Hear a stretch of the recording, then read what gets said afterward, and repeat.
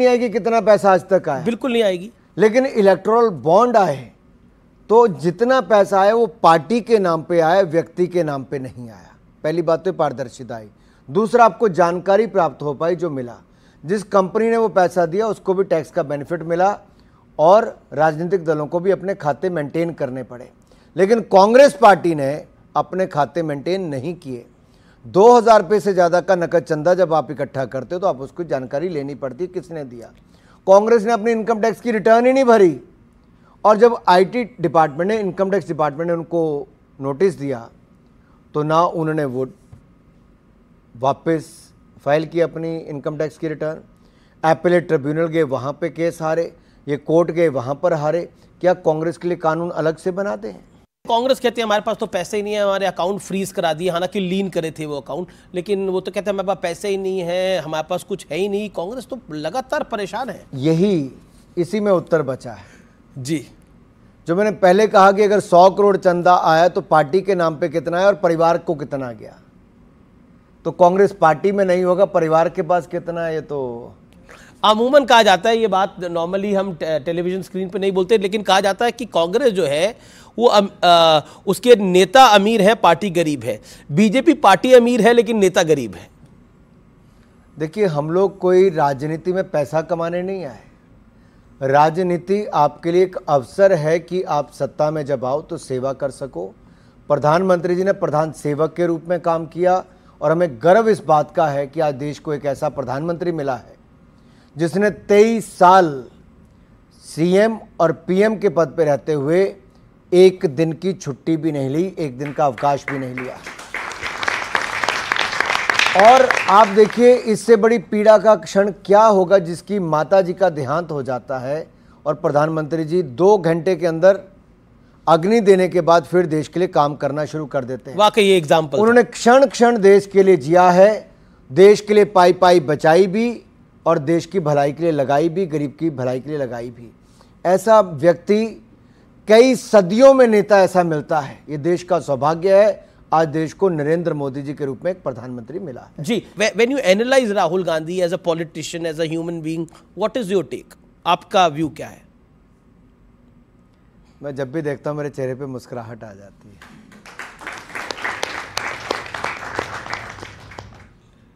मुझे लगता है कुछ अच्छा होने वाला है, कुछ अच्छा होने वाला है। चलिए, जैसे ही राहुल गांधी जी कहीं पे कुछ बोलते हैं मुझे पता चल जाता है इस बंजर भूमि में भी बीजेपी के लिए कमल खिलने वाला है। जी। एक और सवाल है, फिर मैं आगे सवाल बढ़ाता हूं। क्या सवाल है आपका? आप तो फिटनेस की एडवाइस लीजिए अनुराग जी से। जी सर, सबसे पहले तो मैं आपका बहुत बहुत धन्यवाद करना चाहूँगा कि आपके ministry of information and broadcasting के कोई ऐसे कड़े नियम नहीं है जहां आज देश का युवा और छात्र अपना यूट्यूब चैनल चलाकर पत्रकारिता कर सकता है, बड़े बड़े सोशल मीडिया प्लेटफॉर्म अपने खुद बना सकता है, और अब तो आरएनआई की प्रक्रिया भी आसान हो गई, अपना अखबार भी आजकल युवा अपना चला सकता है।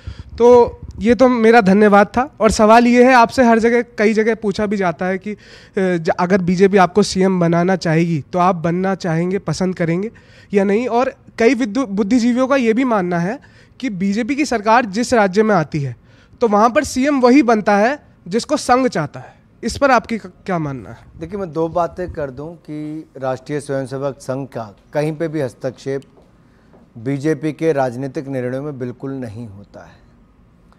जहां दूसरी ओर मेरी बात है, मैंने कभी ये भी नहीं चाहा था कि मैं राजनीति में आऊं, लेकिन जब मुझे अवसर मिला आने का तब मैंने कभी पीछे मुड़ के नहीं देखा, मेहनत की है। जो भी भूमिका पार्टी ने दी लोकसभा चुनाव लड़ने की, 4 चुनाव आज तक लड़ा हूँ। हमीरपुर संसदीय क्षेत्र की जनता ने और पार्टी के कार्यकर्ताओं ने हर बार नए रिकॉर्ड के साथ चुनाव जिताया है। 5वीं बार लड़ने जा रहा हूँ। मुझे पूर्ण विश्वास है अब की बार 5 लाख पार करके ही आएंगे। लेकिन जहाँ तक आपने सीएम वाला सवाल पूछा, ये सवाल मेरे पास कई बार अमीश भाई सामने आता है। राजनीति में केवल पद से ही सब कुछ नहीं होता, और आप जैसे युवाओं के बीच में इसलिए बात को विस्तार में बता रहा हूँ। कई बार बाहर से राजनीति बहुत आसान दिखती है, उतनी आसान है नहीं। मैं पिछले 48 घंटों मुश्किल से 4-5 घंटे ही सो पाया हूँ।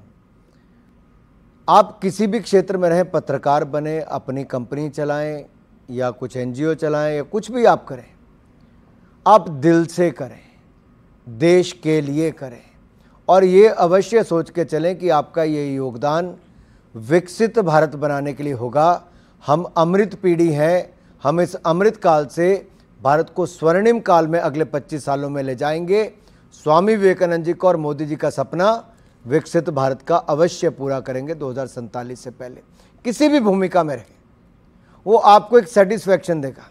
मैं एमपी बना तो एक और तो मैंने अपने संसदीय क्षेत्र के लिए एम्स लाया, पीजीआई लाया, central university, triple IT, NIT, hydro engineering college, कई केंद्रीय विद्यालय, 4 लेन वे, रेल लाइन, वंदे भारत, सब कुछ लाया।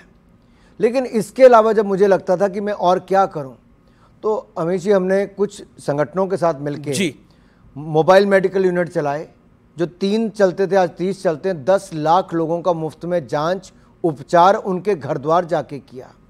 हमने 12,000 से ज़्यादा बच्चों को मुफ्त में शिक्षा पिछले 2 सालों में देने की शुरुआत कर दी। इसके अलावा महिलाओं को रोजगार स्वरोजगार के अवसर हज़ारों महिलाओं को उसके लिए खड़े किए। युवाओं को खेलकूद में आगे बढ़ाने के लिए खेल महाकुंभ शुरू किया, जहां 50,000 से ज़्यादा युवा एक साल में भाग लेते हैं। भारत दर्शन योजना मेरिटोरियस स्टूडेंट्स के लिए किया। तो आपको कुछ ना कुछ नया करना है जहां पर आप समाज के लोगों के लिए कुछ कर सकें। जब आपके बीच में वो पैशन आएगा तो आप चुनाव की चिंता नहीं करते हो, क्योंकि आप जनता के साथ लगातार जुड़े रहते हो। इसलिए आप कहीं पे भी जाइए, कोई एक सेक्टर चुन लीजिए जहां पर आप कि बहुत महत्वपूर्ण बात बता रहे हैं, समाज में वो बदलाव के लिए आप एक भागीदार बन सकें। जी, मेरा अगला सवाल आपसे ये है कि कांग्रेस पे जो ये भगदड़ मची हुई है, इसके पीछे भारतीय जनता पार्टी का रोल है या कांग्रेस खुद जिम्मेदार है? देखिए, अगर कोई अपना कुनबा ना संभाल पाए तो इसके लिए हमें जिम्मेदार तो मत ठहराइए। अब वो वहाँ पे रह के कहेंगे सनातन को ख़त्म करना है, हिंदू ख़त्म करना है, हिंदी के खिलाफ बोलना है, देश को उत्तर और दक्षिण में अलग अलग हिस्सों में देखना है।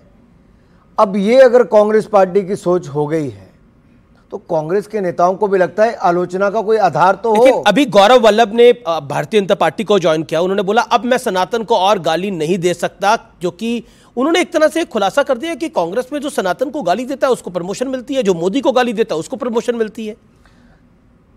क्योंकि शायद कांग्रेस ने आज तक बांटो और राज करो, अंग्रेज चले गए लेकिन उनकी सोच को कांग्रेस ने अडॉप्ट कर लिया था। शक्ति को लेकर राहुल गांधी ने बोला तो एक चेन रिएक्शन हुआ। सुप्रिया श्रीनेत ने, कंगना रनौत आपके हिमाचल मंडी से चुनाव लड़ रही हैं और उन्होंने जो बयान लिखा, और उसके बाद हेमा मालिनी जी जो कि जानी मानी एक्ट्रेस हैं बॉलीवुड की और तमिलनाडु से आती हैं, मथुरा से चुनाव भी लड़ रही हैं, उनके बारे में कांग्रेस के एक नेता ने क्या बयान दिया उसको शायद मैं इस मंच पे बोल भी नहीं सकता। ये क्यों हो रहा है? इन्होंने नारी का अपमान किया है। पर आप शॉक थे जब आपने सुप्रिया श्रीनेत का वो पोस्ट देखा जो उन्होंने बात लिखी थी? मतलब वो अपने आप में बहुत ही ज्यादा, मतलब ऐसा शब्द कांग्रेस के एक प्रवक्ता ने नहीं, 2 ने नहीं, कईयों ने अब तक ये कर दिया। जब कांग्रेस के नेता राहुल गांधी जी महिलाओं का अपमान करेंगे, शक्ति के खिलाफ लड़ने की बात करेंगे और ऐश्वर्या राय या बाकियों के खिलाफ भी टिप्पणी उस तरह से कर देंगे नाचने वाली करने वाली, तो मैं ये कहना चाहता हूँ जब संदेश खली की बात आई तब खड़गे जी ने क्या कहा कि महिलाओं के खिलाफ तो ऐसे घटनाएं होती। अरे ऐसा कैसे कह सकते हैं? संदेश खली तो बहुत दर्दनाक है। अरे तो अत्याचार, बलात्कार, उत्पीड़न जैसी घटनाएं और एक महिला मुख्यमंत्री के संरक्षण के नाक के तले महिलाओं के खिलाफ अत्याचार हो रहा था। खड़गे जी और राहुल गांधी जी चुप बैठे थे। प्रियंका गांधी जी कहती थी लड़कियों लड़ सकती हूं, लेकिन लड़ने के लिए कहीं दिख नहीं पाई थी। क्यों? और एक के बाद दूसरी अभद्र टिप्पणी। ये इनकी सोची समझी साजिश है, महिलाओं का अपमान करना, इससे पहले सनातन का अपमान करना। लेकिन मैं एक बात कह दूं इनको, ये मोदी पर राहुल जी ने तो बोला था मैं हिंदू धर्म में शक्ति शब्द से लड़ना चाहता हूं, और क्योंकि आपकी कॉन्स्टिट्यूएंसी में माता चिंतपूर्णी का दरबार भी आता है, माँ ज्वाला नहीं, अगर आप देवभूमि हिमाचल प्रदेश में आएंगे, वो शक्तिपीठ है। माँ नैना देवी, माँ चिंतपूर्णी, माँ ज्वाला जी, माँ ब्रजेश्वरी देवी, माँ चामुंडा देवी से लेकर माँ हडिम्बा देवी तक अनेकों मंदिर हिमाचल में है। हम तो देवियों के आशीर्वाद से ही आगे बढ़ते हैं देवभूमि से आकर, लेकिन उन्हीं देवियों के खिलाफ, शक्ति के खिलाफ कांग्रेस लड़ने की बात करती है। जब हिमाचल में कांग्रेस की सरकार बनती है तो मुख्यमंत्री कहते हैं 97% हिंदुओं को हरा कर आए हैं। ये सोच है इनकी। लेकिन मैं एक बात बता दूं अमीश जी, इतनी देवियों की बात करी अनुराग भाई ने, बोलो साचे दरबार की जय। अमेठी से तो स्मृति जी लड़ रही हैं, अमेठी और रायबरेली से कांग्रेस का कैंडिडेट कौन होगा, लेकिन एक स्वयंभू कैंडिडेट आ गए हैं मैदान के अंदर। मैं दिखाना चाहता हूं और आपको उनसे मिलवाना भी चाहता हूं। प्ले करिए बाइट जरा। जो वहाँ की अभी सांसद हैं उनसे वो अमेठी के लोग बहुत परेशान हैं। वो चाहते हैं कि गांधी परिवार का कोई भी सदस्य वापस आए, वहाँ वो भारी बहुमत से जिताएंगे। यहाँ तक कि वो मेरे से भी प्रेरणा करते हैं और आशा करते हैं कि मैं वहाँ अपना पहला कदम अगर राजनीति में रखता हूँ और सांसद बनने की सोचता हूँ तो मैं अमेठी को ही रिप्रेजेंट करूँ। अब ये बनना भी चाह रहे हैं, लड़ना भी चाह रहे हैं। अब तो जीजा साले के बीच की बात है। लेकिन रॉबर्ट वाड्रा के एंट्री पे आप क्या बोलते हैं? मतलब ये घोषणा उन्होंने करी है कि वो ही वांट्स टू फाइट। अब वो लड़ना चाहेंगे तो कौन मना करेगा? देखिए, आपने एक ऐसे परिवार की बात छेड़ी। अब इस पर मुझे टिप्पणी नहीं करनी चाहिए, मुझे लगता है अच्छा लगता भी नहीं। कि कांग्रेस को तय करना है किसको लड़ाना है किसको नहीं लड़ाना। लेकिन मैंने पहले भी कहा था, कांग्रेस पार्टी अब RSVP पार्टी बन के रह गई, राहुल, सोनिया, वाड्रा, प्रियंका पार्टी। लेकिन अब ये गांधी परिवार में एक ये तो नई पॉलिटिकल एंट्री है। जो प्रियंका जी एंटर हो गई, राहुल जी तो पहले ही आ गए थे, सोनिया जी भी थी, अब ये रॉबर्ट वाड्रा की भी एंट्री अब सारे पटाखे फुस हो लिए तो एक आधा और आ जाए। मैं अब क्योंकि आप गारंटी की बात कर रहे हैं, 400 सीटों की बात कर रहे हैं, तो मैं दो नेताओं की आपको बाइट सुनवाना चाहता हूं। वो है लालू यादव और Charandas Mahant. Charandas Mahant leader of opposition है, छत्तीसगढ़ के और कांग्रेस के बड़े नेता हैं। दोनों की बाइट सुनिए। उन्होंने प्रधानमंत्री मोदी के बारे में क्या शब्द बोले और किस अंदाज में बोले। एक संरक्षक चाहिए, अच्छा लाठी धर के बांधने वाला। नरेंद्र मोदी के खिलाफ अगर कोई लाठी धर के खड़े हो सकते तो तुम्हारे सांसद खड़े हो सकते। हम लाठी धरैया आदमी चाहिए, नरेंद्र मोदी के मूड फोरैया आदमी चाहिए।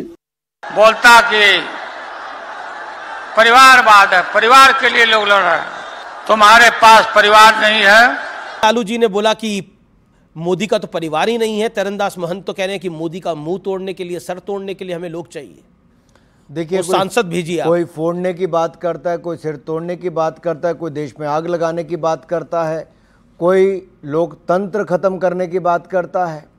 जब इनके पास देश के लिए कोई विजन ना हो तब ये ऐसी ही बातें करेंगे, क्योंकि मूल मुद्दों से ध्यान हटकाना चाहते हैं, भटकाना चाहते हैं। मेरा सवाल ये है आपसे कि वो कौन सी स्ट्रैटेजीज़ हैं बीजेपी की, वो कौन से टॉपिक्स, वो कौन से मुद्दे होने वाले हैं जिन पर वो काम करेंगे, जिन्हें वो हाईलाइट करेंगे, जिनसे आप ये टारगेट अचीव करने वाले हैं थर्ड लार्जेस्ट इकोनॉमी का। पिछले 10 सालों में क्या बदला है? 10 साल पहले मात्र 74 एयरपोर्ट थे, आज 150 एयरपोर्ट हैं। 2014 में 96,000 किलोमीटर नेशनल हाईवे की सड़क